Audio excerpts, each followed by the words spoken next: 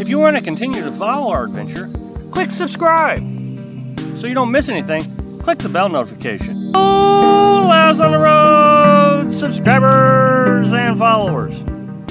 So the other day I told you about a fellow I met. You know, I was discussing the 3 stages of emotions that you go through while RVing. And I'll put a link to that video right here. We got talking about how much it cost. I mean, I think he asked the question, you know, what were we spending? You know, he didn't want to get too nosy, but he was wondering what we were spending. Boondock. It turned into a conversation. I asked him, can I interview you and talk to you on video about your costs? And he said, well, no, I'd rather not be on video, which I completely understand. But he says, I would be happy to tell you, and if you wanted to make a video on it, that's up to you. That's fine. I thought it was interesting. Here he is, one person. Carolyn and I are 2 people. And his costs are a lot higher. The other thing that was interesting is, of course, he's got a bigger camper and a bigger rig and, you know, bigger setup. Again, for one person, but he even noted how we were in a much more beautiful spot than he was because he couldn't get down the road. I'm just going to try to do, and it's not going to be perfect because our numbers don't equal up, is I'm going to try to show you the comparison between our numbers and his numbers, just so you can get an idea, because a lot of folks think that I live too cheaply, that I need to be doing some other things. Well, here's a fellow who I think you probably could relate to on some of the things that he likes to. All right, so gas mileage. Now, he says he travels about 60 miles a day on average. Some days he stops, some days he doesn't. 6 miles to the gallon. Gas prices being about $2.40, maybe higher or lower, depends. So anyway, I came up with a total of $720 a month for gas. Now, you know, I budget $160 for our truck. If we get 19 miles to the gallon, quite the difference in gas mileage. Miscellaneous cost, he says he spends quite a bit on different things. Souvenirs, things he likes to collect, and hobbies and different things. He says he's around $600 on miscellaneous cost. I think ours is somewhere around $200 to $300. Miscellaneous cost takes into consideration razors, toothbrush, you know, those kind of extra items that I don't want to sit there and categorize for you each month. Food, he says he does eat out quite a bit. His food budget comes up to $250 for June, I think. We spent $100 each for Carolyn and I. $100 for her, $100 for me, comes up to $200. We did have a fast food cost in there, but I took my daughter out to eat. He wanted to talk about laundry. Now, remember, Carolyn and I do our laundry on site. We use a plunger and a bucket. We also try to recycle our water when possible. So if we use our shower water to help us shower, really brings the cost down. He says he has to do laundry about 4 times a month. I looked up the prices on wash machine, and so this is an estimate. It's not perfect science here. Looks like he spends about $80 a month just on laundry. And again, we don't spend anything.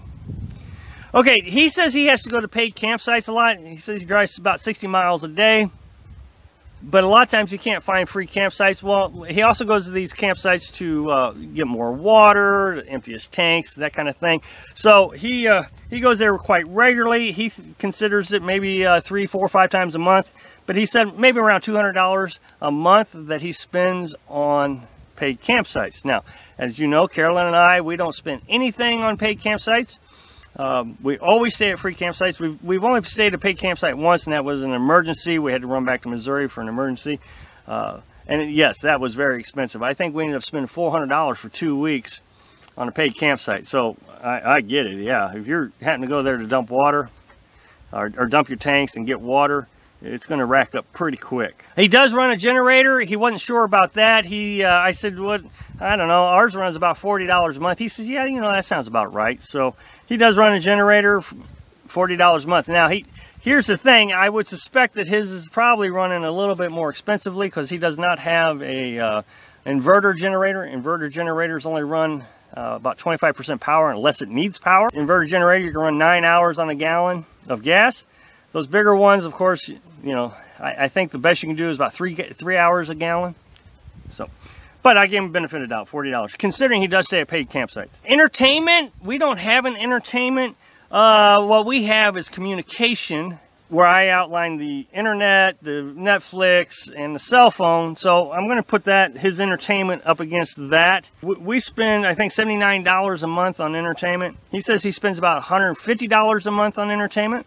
And then finally, propane. He was not sure at all on propane. And I don't know what a solid budget on propane is. In the winter, obviously, it was a lot more. It seems like we used a lot more propane in the pop-up camper for some reason than we do here. We haven't had to fill up propane since April, probably well before April, because of this new camper and the Coleman stove. I don't know, it's more efficient. So I don't know what the cost of propane is, to be honest. So he and I both agreed, let's just call it $10 a month for propane. And that was fine. It's not like it's competition or anything. So anyway, his total, he believes come up to around $2,300, $2,340. As you know, last month's budget or expenses for us was $575. Now remember, this is one person. Carolyn and I are two people. Here's what we both found interesting. Is we are at the same national forest. He and I are both at the same national forest. I did it on $575. He did it on $2,300. This is what I've been trying to say all along. If you're hair on fire, trying to see one site to the next site like the end of the world is coming, versus just taking your time, getting to an area, enjoying the area for as long as you possibly can. We've been in South Dakota most of the summer now. I would say, since May, just kind of going from campsite to campsite, national forest to grasslands to city park.